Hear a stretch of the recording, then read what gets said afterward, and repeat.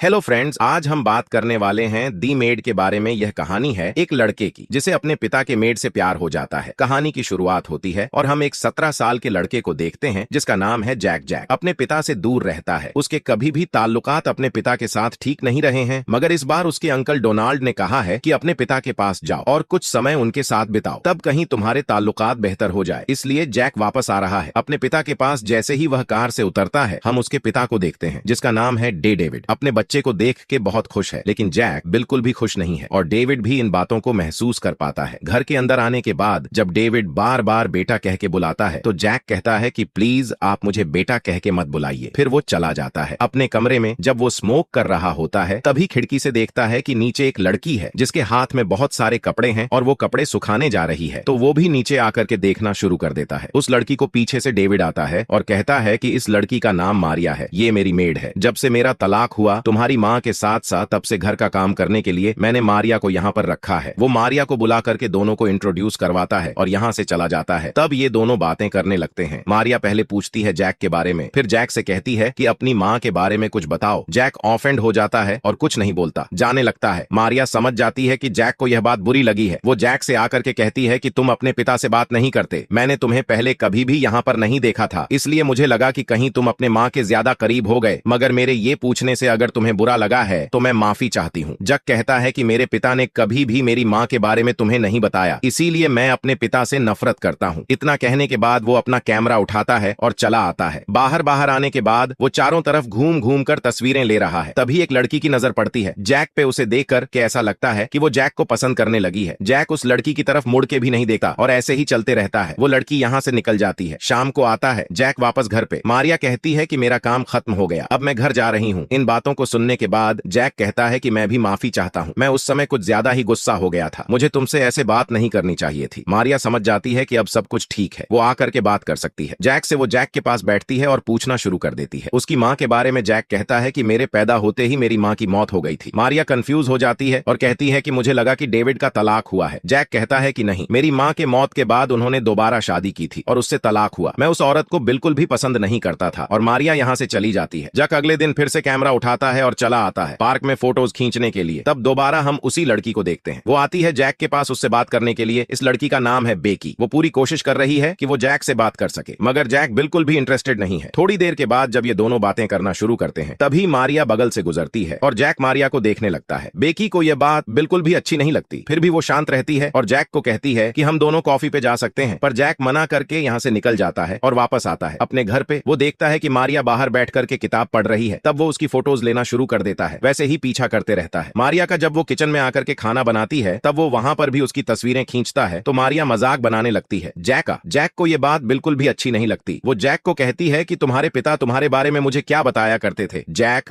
कर के बैठ जाता है बाहर। तब वो आकर के फिर से माफी मांगती है कि मुझे तुमसे ज्यादा मजाक नहीं करना चाहिए था। फिर वो जैक से पूछती है कि आखिर तुम अपने पिता को पसंद क्यों नहीं करते। जैक कहता है क्योंकि उन्होंने कभी भी पिता होने का फर्ज नहीं निभाया, ना ही वो मेरे साथ रहे, ना ही कभी मेरी मदद की। मैं पूरे समय अंकल डोनाल्ड के साथ साथ रहा हूँ जो मेरे माँ के भाई हैं, इसीलिए मुझे उन्हें पिता बुलाने का भी मन नहीं करता, मैं उन्हें नाम से बुलाता हूँ। मारिया कहती है मैं तुम्हारी बातों को समझ सकती हूँ, मैं जानती हूँ कि अगर पेरेंट्स चाहे तो बच्चों के भविष्य को बर्बाद भी कर सकते हैं, बच्चों को बड़े ही ध्यान से पालना होता है, मैं समझ सकती हूँ तुम्हारे ऊपर क्या बीती है। इन बातों को सुनने के बाद जैक कहता है कि क्या तुम्हारा कोई बच्चा है। मारिया कहती है कि नहीं, ये दोनों ऐसे ही बातें करते रहते हैं एक दूसरे की जिंदगी के बारे में। नॉर्मली जैक अपनी बातें किसी से भी शेयर नहीं करता, मगर उसने मारिया को हर एक चीज बता दी क्योंकि कहीं ना कहीं वो मारिया को पसंद करने लगा है। ये दोनों ज्यादातर समय एक साथ बिताते हैं। थोड़े समय के बाद जैक अपनी माँ की तस्वीर दिखाता है मारिया को और कहता है कि तुम मेरी माँ की तरह दिखती हो। ये दोनों थोड़ी देर तक ऐसे ही बैठे रहते हैं। मारिया को लगता है कि ये लोग बहुत सीरियस हो रहे हैं। तब वो मूड को लाइट करने के लिए कहती है कि कुछ और बात करते हैं, अपने बर्थडे के बारे में बताओ। जैक कहता है मुझे अपना बर्थडे बिल्कुल भी पसंद नहीं।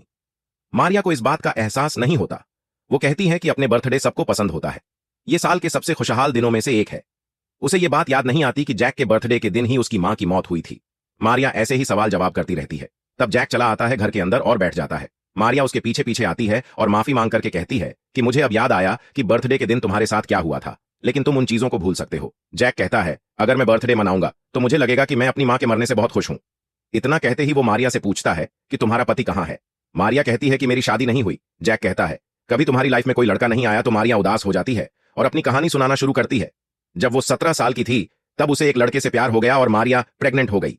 जैसे ही लड़के को यह बात पता लगी, वह मारिया से दूर भागने लगा और कहने लगा कि इस बच्चे से पीछा छुड़ाओ, मैं इसकी जिम्मेदारी नहीं ले सकता। और तब से उसने मुझसे बात करना बंद कर दिया। लेकिन मैं अपने बच्चे को मारना नहीं चाहती थी। मैंने निश्चय किया कि मैं अकेली पालूंगी अपने बच्चे को। लेकिन जैसे जैसे समय बीतने लगा, धीरे धीरे करके यह बात सबको पता लग गई कि मैं प्रेग्नेंट हूं। हर जगह इसी बात पर चर्चा होती थी। मेरे घर वाले बहुत ही ज्यादा धार्मिक थे। जब उन्हें यह बात पता लगी तब उन्होंने मेरा ख्याल रखा। लेकिन जैसे ही मैंने अपने बच्चे को जन्म दिया, वो बच्चे को लेकर के चले गए और किसी ने मेरे बच्चे को अडॉप्ट किया। वो एक लड़का था। मैंने अपने बच्चे की शक्ल तक नहीं देखी। इस चीज के लिए मैं अपने घर वालों को कभी माफ नहीं करूंगी। लेकिन कभी कभी मुझे लगता है सारी मेरी गलती थी। मुझे अपने बच्चे के लिए खड़ा होना चाहिए था। उस वक्त मेरे में इतनी हिम्मत नहीं थी कि मैं अपने बच्चे के लिए खड़ी हो सकूं। इन बातों को सुनने के बाद जैक धीरे धीरे मारिया के करीब आता है तो मारिया उसकी तरफ देखती है और कहती है कि हम दोनों में कुछ तो कॉमन है। इसी बीच डेविड आ जाता है यहाँ पे और जैक को कहता है कि मैं पेरिस जा रहा हूँ, एक सप्ताह के लिए मेरा कुछ इंपॉर्टेंट काम आ गया है। तब तक तुम यहीं पर आराम से रहो, मैं आकर के तुम्हारे साथ समय बिताऊं। जैक कहता है मुझे इस चीज की आदत है, आपने हमेशा यही किया है। वो बाहर चला जाता है और डेविड निकल जाता है पेरिस के लिए। रात में जब जैक बैठा होता है तभी मारिया उसके पास आती है और कहती है कि तुम पुरानी बातों को क्यों नहीं भूल जाते। जैक कहता है ये इतना आसान नहीं है। मेरे माँ के मौत के बाद डेविड ने दूसरी शादी की। जब मैं छोटा था तो मुझे लगता था कि वो नई औरत ही मेरी माँ है। उसका नाम लिंडा था। मैं खुश था। लेकिन जैसे ही लिंडा ने एक बेटे को जन्म दिया, सारी चीजें बदल गईं। वो मेरी शक्ल भी नहीं देखना चाहती थी और डेविड कभी भी मेरे लिए खड़ा नहीं हुआ। इसीलिए मैं इतनी नफरत करता हूं। डेविड से मारिया कहती है कि अब डेविड बदल चुका है। उसे शायद अपनी गलती का एहसास है। तुम्हें उसे दूसरा मौका देना चाहिए। जैक मारिया का शुक्रिया अदा करता है कि वो चाहती है कि बाप बेटे फिर से एक हो जाए। ये दोनों टीवी देखना शुरू कर देते हैं। टीवी देखते समय जैक की बार बार नजर जाती है। मारिया के टांगों पर वो चला आता है अपने कमरे में और मारिया भी अपने घर चली जाती है। वो मारिया की तस्वीरों को देखता है और अपने आप को प्लेजर करना शुरू कर देता है। सुबह सुबह हम देखते हैं मारिया की मुलाकात होती है अपने एक्स बॉयफ्रेंड से जिसका नाम है जैकब। वो उसे घर पे लेकर के चली आती है। जैकब कहता है कि अभी वो एक रिलेशन में है, लेकिन वो सच्चाई बताता है मारिया को कि जब से वो उससे दूर हुआ है तब से वो उसे भूल नहीं पाया और वो चाह के भी उसे भूलना नहीं चाहता। वो मारिया के साथ दोबारा रिलेशन को स्टार्ट करना चाहता है। मारिया कहती है कि ये नहीं हो सकता, मैं तुम्हें भूल चुकी हूं। जैकब कहता है कि एक सप्ताह के लिए मैं यहीं पर हूं, मैं तुम्हारा इंतजार करूंगा। इतना कहने के बाद वो चला जाता है। जैक इन सारी बातों को सुन रहा था। जैकब के जाने के बाद जैक आता है किचन में और मारिया को देखने लगता है। तब मारिया जैक को हैप्पी बर्थडे कहती है। जैक मुस्कुराता है और कहता है कि ऐसे हैप्पी बर्थडे नहीं बोलते, मुझे गिफ्ट चाहिए। मारिया माफी मांगती है और कहती है कि मैं भूल गई, मुझे तुम्हारे लिए कोई गिफ्ट लाना चाहिए था। जैक कहता है कि मुझे तुम चाहिए। मारिया इन बातों को सुनने के बाद आश्चर्यचकित रह जाती है, लेकिन वैसे प्रिटेंड करती है जैसे कोई मजाक हो। जैक धीरे धीरे उसके करीब आता है और कहता है कि हम दोनों में बहुत सारी चीजें कॉमन हैं, हम एक दूसरे के लिए ही बने हैं। मारिया कहती है कि तुम गलत सोच रहे हो, मैं तुम्हें सिर्फ अपना दोस्त मानती हूँ, मैं तुम्हें कंफर्टेबल करना चाहती थी, इसके अलावा कुछ भी नहीं है। जैक कहता है मैंने तुम्हारी और जैकब की बात सुनी, तुम शायद अभी भी जैकब से प्यार करती हो। मारिया कहती है कि नहीं।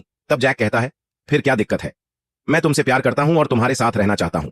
मारिया कहती है कि तुम फिर से गलत सोच रहे हो, तुम्हें कोई अपनी लाइफ में चाहिए था, मैं तुम्हारी मां की तरह दिखती हूं, इसीलिए तुम शायद मेरी तरफ आकर्षित हो गए, इससे ज्यादा कुछ भी नहीं है। जैक कहता है कि तुमने भी अपने बच्चे को खोया है, तुम भी किसी को गले लगाना चाहती थी। इतना कहने के बाद वो दोबारा करीब चला आता है मारिया के और उसे छूना शुरू कर देता है।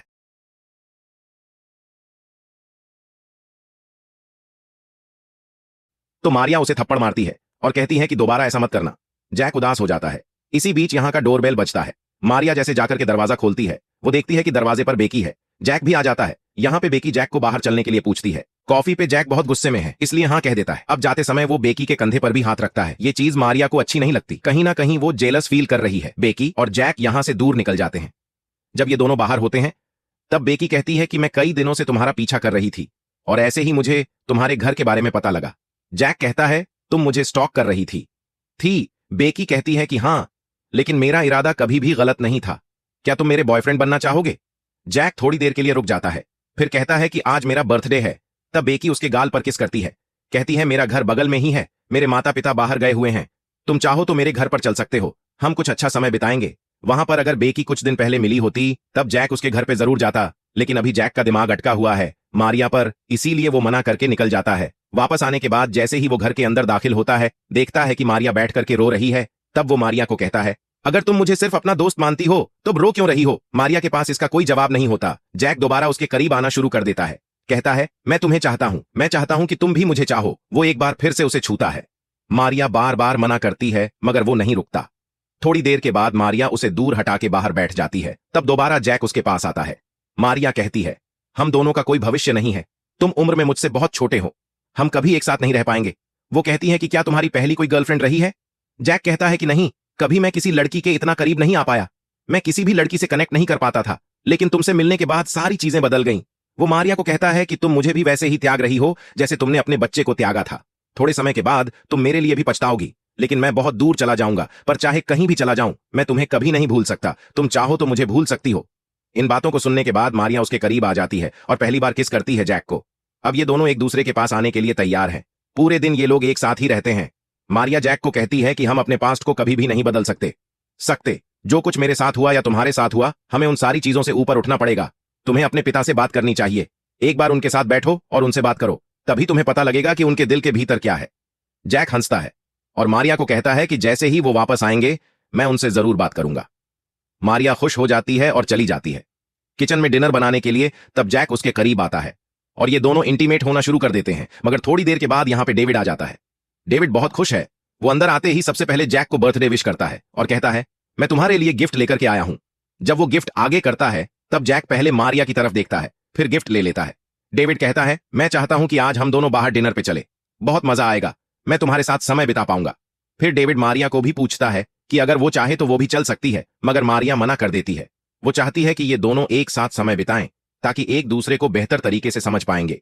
पर मारिया के मना करने के बाद जैक भी मना कर देता है कि वो बाहर नहीं जाना चाहता। फिर भी डेविड उसे बार बार मनाता है कि बर्थडे के दिन उसे घर पे नहीं रहना चाहिए, इन दोनों को बाहर जाना चाहिए थोड़े समय के लिए। पर जैक चिल्लाता है डेविड पे और चला जाता है अपने कमरे में। तब मारिया डेविड को कहती है कि मैं उससे बात करती हूं, वो जरूर जाएगा आपके साथ। बाहर अंदर आकर के वो जैक को मनाने लगती है, कहती है कि तुमने मुझसे वादा किया था कि तुम बात करोगे। डेविड से जो कुछ भी हुआ उसे भूल जाओ। हम पास्ट को कभी भी नहीं बदल सकते। अगर तुम डेविड से बात करोगे तभी भविष्य ठीक हो पाएगा। ये सारी बातें बताते समय वो बार बार किस करती है जैक को। फिर जैक को कहती है कि अगर तुम बाहर गए अपने पिता के साथ तो कल पूरा दिन मैं तुम्हारे साथ बिताऊं। सिर्फ हम दोनों होंगे, हमारे बीच कोई नहीं आएगा। इन बातों को सुनने के बाद जैक मान जाता है। रात में वो आकर के बैठता है अपने पिता के साथ। बातों ही बातों में वो डेविड को बताता है कि आखिर उससे नफरत क्यों करता है। डेविड ने कभी भी उसका ख्याल नहीं रखा, वैसे ही बुरा पिता बना रहा। कभी भी उसे अपने बच्चे की परवाह तक नहीं थी। ये सारी बातें कहने के बाद जैक डेविड को कहता है कि शायद आप मां से भी प्यार नहीं करते थे, इसीलिए उनके मरने के बाद आपने तुरंत शादी कर ली। डेविड कहता है कि शादी मैंने सिर्फ तुम्हारे लिए किया था। एक छोटे बच्चे को पालना बहुत मुश्किल काम है। एक मां की जरूरत पड़ती है। एक मर्द चाहे कुछ भी कर ले, वो जितना प्यार नहीं दे सकता एक बच्चे को सिर्फ तुम्हारे लिए। मैंने शादी किया था, जैक कहता है, लेकिन कभी भी मैं आपका फेवरेट बेटा नहीं बन पाया। मेरा सौतेला भाई आपका हमेशा ही फेवरेट था और हमेशा से मुझे ये चीज नजर आती थी। ये चीज मुझे अंदर से खाने लगी। डेविड कहता है कि तुम गलत सोच रहे हो, तुम दोनों मेरे लिए बराबर थे हमेशा, और मैं अभी भी तुम्हें उतना ही प्यार करता हूं। जैक कहता है, मुझे पता है आप मुझे प्यार क्यों नहीं करते, क्योंकि आपको लगता है कि मां मरी है तो मेरी वजह से शायद यही चीज आपको अंदर से खाती जाती है, और जब भी आप मुझे देखते हैं आपको मां की याद आती है और आप मुझे कोसते हो। इन बातों को सुनने के बाद डेविड भावुक हो जाता है और कहता है कि तुम्हारे दिमाग में कितना जहर भरा है मेरे लिए। तुम मेरे बच्चे हो और मैं तुमसे कभी भी नफरत नहीं कर सकता। अगर मेरे लिए दुनिया में कोई सबसे ज्यादा प्यारा है तो वो सिर्फ तुम हो। वो जैक से कहता है, मुझे पता है मैंने गलतियां की हैं, मैं कभी भी तुम्हारे लिए खड़ा नहीं हो पाया, लेकिन अब मैं तुम्हारे साथ हूं। अगर तुम मुझे मौका दोगे तो मैं अपनी सारी गलतियों को सुधारने की कोशिश करूंगा। जय कहता है, बहुत देर हो चुकी है, अब शायद मुझे आपकी जरूरत भी नहीं है। डेविड कहता है, लेकिन मैं यहीं पर हूं, मैं हमेशा तुम पर नजर रखूंगा। तुम्हें जब भी जरूरत होगी मुझे बस एक बार बताना। मगर अब जैक सो जाता है। डेविड उसे गुड नाइट कहता है और चला जाता है। सुबह सुबह जैसे ही जैक की आंख खुलती है वो देखता है कि उसके ऊपर एक कंबल है। वो समझ जाता है कि डेविड ने उसे कंबल उड़ाया है। वो चला आता है। बाहर मारिया का इंतजार करने के लिए थोड़ी देर के बाद मारिया आती है। वो जैक को देखते ही कहती है कि क्या तुमने डेविड से बात की? जैक कहता है कि हाँ। वो मुस्कुराता है और कहता है कि उस बात ने बहुत सारी चीजों को बदल दिया। अब मैं डेविड को दूसरी तरह से देखता हूं। मारिया अंदर जाने लगती है, तब जैक उसे रोकता है और कहता है कि तुमने कहा था कि तुम पूरा दिन मेरे साथ समय बिताओगी, तुम अंदर कहां जा रही हो? मारिया कहती है, मुझे काम करने जाना है। जैक कहता है, मैं जल्दी यहां से जाने वाला हूं, आज हम दोनों को बाहर चलना है। तो मारिया भी उसके साथ चली जाती है। पार्क में जाकर के ये दोनों बहुत देर तक बैठे रहते हैं और एक दूसरे से ऐसे ही बात करते हैं। तब मारिया जैक को लेकर के जाती है अपने घर पे। ये दोनों करीब आना शुरू हो जाते हैं। तभी मारिया रोने लगती है, कहती है कि मैं अपने बच्चे को ढूंढने के लिए निकली थी। थोड़े समय के बाद मुझे पता भी लग गया उसके बारे में, लेकिन जैसे ही मैं उसके घर पे ही पहुंची मुझे पता लगा कि उसकी मौत हो गई है एक एक्सीडेंट में। इतना कहने के बाद वो रोना शुरू कर देती है। जैक उसे संभालता है और कहता है कि तुमने ही कहा था कि हमें पुरानी बातों को भूल जाना चाहिए और नई शुरुआत करनी चाहिए। अब ये दोनों फिर से इंटीमेट होने लगते हैं। इंटीमेट होने के बाद ये दोनों एक दूसरे से अपने प्यार का इजहार करते हैं और फिर से इंटीमेट होते हैं। समय ऐसे ही बीतने लगता है। जब जैक घर पे वापस आता है तब दोबारा बात करता है डेविड से। डेविड कहता है कि मैंने जो कुछ भी कहा उस बारे में सोचना, तुम मुझे एक मौका दे सकते हो? जैक चुपचाप चला जाता है यहां से। और वो दिन आ जाता है जब जैक को यहां से जाना है। जाते समय जैक मिलता है मारिया से। ये दोनों एक आखिरी बार मेकआउट करते हैं और वादा करते हैं कि जल्दी ही मिलेंगे एक दूसरे से और कभी भी एक दूसरे को नहीं भूलेंगे। जब जैक गाड़ी में बैठने वाला होता है तब डेविड उससे गले मिलने जाता है और जैक भी मना नहीं करता। यानी इन दोनों की रंजिश अब खत्म हो चुकी है। जैक ने माफ कर दिया अपने पिता को, वो यहां से निकल जाता है। मारिया इन दोनों के लिए खुश है। मारिया की जिंदगी भी अब पहले से बेहतर है। वो जाती है अपनी मां से मिलने के लिए। उसे देखने के बाद उसकी मां रोना शुरू कर देती है तो मारिया गले से लगाती है अपनी मां को। यानी उसने भी अपने माता पिता को माफ कर दिया। अब सारी चीजें ठीक हो गई। समय ऐसे ही बीतने लगता है। थोड़े समय के बाद हमें पता लगता है कि मारिया प्रेग्नेंट है और ये जैक का बच्चा है। मारिया की जिंदगी को सिर्फ एक बच्चा ही पूरा कर सकता था, वरना बच्चे की कमी उसे हमेशा ही सताती। अब मारिया की भी जिंदगी पूरी हो गई। फिर इसी के साथ ये फिल्म यहीं पर खत्म हो जाती है। दोस्तों, आपको आज की वीडियो कैसी लगी हमें कमेंट करके अवश्य बताएं। और वीडियो अच्छी लगी है वीडियो को लाइक और चैनल को सब्सक्राइब अवश्य करें।